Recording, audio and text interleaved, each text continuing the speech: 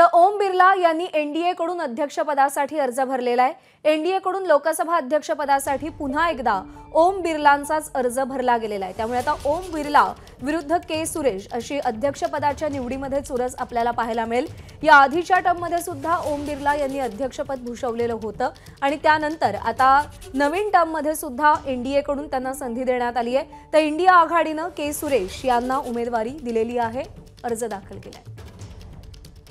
सोमेश कोलगे आपले प्रतिनिधी सध्या आपल्यासोबतच। सोमेश, खरं तर भाजपचा प्रयत्न होता निवडणूक बिनविरोध करण्याचा, पण त्या वाटाघाटी यशस्वी ठरलेल्या नाहीयेत।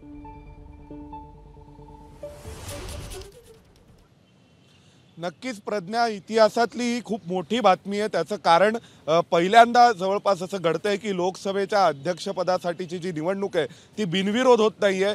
विरोधी पक्षांनी सुद्धा आपला उमेदवार दिलेला आहे। कोडिकुनिल सुरेश, के सुरेश हे जे काँग्रेसचे 8 वेळा निवडून आलेले खासदार आहेत, काँग्रेसमधील सर्वाधिक सिनियर खासदार आहेत। आणि विशेष म्हणजे ज्यावेळी हंगामी अध्यक्ष निवडण्यात आलं भर्तृहरी महताब यांना, त्यावेळी सुद्धा कोडिकुनिल सुरेश यांना, के सुरेश यांनाच प्रोटेम स्पीकर करावं अशी मागणी काँग्रेसने केली होती। त्यांना आता इंडिया आघाडीने आपल्या अध्यक्षपदाचा उमेदवार म्हणून ठरवले आणि इंडिया आघाडीचे सगळे नेते एकत्रितपणे त्यांचा अर्ज त्यांनी भरलेला आहे। आणि असं आजपर्यंत कधी घडलेलं नव्हतं असं म्हणतात। इतिहासात खूप कमी वेळा असं एखादं उदाहरण असेल ज्यावेळी लोकसभेच्या अध्यक्षपदासाठीची निवडणूक बिनविरोध झाली नाही। अध्यक्ष हे सभागृह चालवणारे असतात, लोकसभा सचिवालयाचेही ते प्रमुख असतात आणि त्यांची निवड ही लोकशाहीची एक परंपरा अशी कायम राहिलेली आहे की ती बिनविरोधपणे केली जावी आणि सर्वसाधारणपणे विरोधी पक्ष अध्यक्षपदासाठी उमेदवार देत नाही।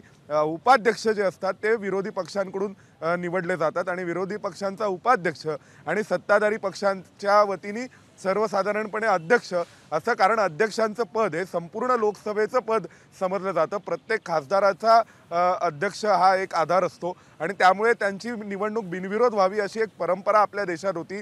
आज मल्लिकार्जुन खरगेंनी एक ट्विट केलं आणि त्यांनी नरेंद्र मोदींना कन्सेन्ससवरून प्रश्न उपस्थित केले की तुम्ही कन्सेन्सस कशाला म्हणता, कोणते कन्सेन्सस, कधी एकमत झालं होतं। आणि पहिल्यांदा असं घडतंय की विरोधी पक्षांनी थेट अध्यक्षपदासाठी सुद्धा उमेदवार दिलेला आहे।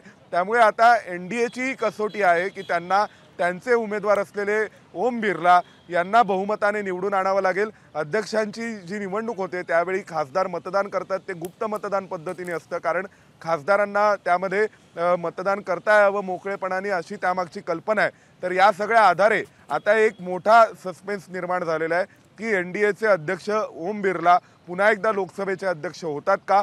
सध्या तरी संख्याबळ पाहता ओम बिर्ला अध्यक्ष झालेच पाहिजेत, पण दुसऱ्या बाजूला इंडिया आघाडीने स्वतः उमेदवार देऊन आम्ही या सगळ्यामध्ये सहभागी नाही, किंबहुना आमचाही एक उमेदवार आहे, आम्ही एक स्वतंत्र अजेंडा घेऊन आलेलो आहोत असं सांगितलंय। आणि इतिहासात कधी अशी परिस्थिती उद्भवली नव्हती, तशी परिस्थिती उद्भवली आहे की लोकसभेच्या अध्यक्षपदांसाठी सुद्धा आता निवडणूक होणार आहे आणि विरोधी पक्ष आणि सत्ताधारी यांचे उमेदवार त्या निवडणुकीसाठी रिंगणात असतील। बरोबर आहे। आणि आगामी काळामध्ये प्रत्येक टप्प्यावरती एनडीए समोर इंडिया आघाडी आव्हान उभं करण्याचा प्रयत्न करेल आणि त्या सगळ्याचीही नांदी म्हणावी लागेल असं म्हटलं तरी ते चुकीचं ठरू नये। सोमेश, धन्यवाद दिलेल्या सगळ्या सविस्तर अपडेट्ससाठी। माहिती जाणून घेतली। एबीपी माझा, उघडा डोळे बघा नीट।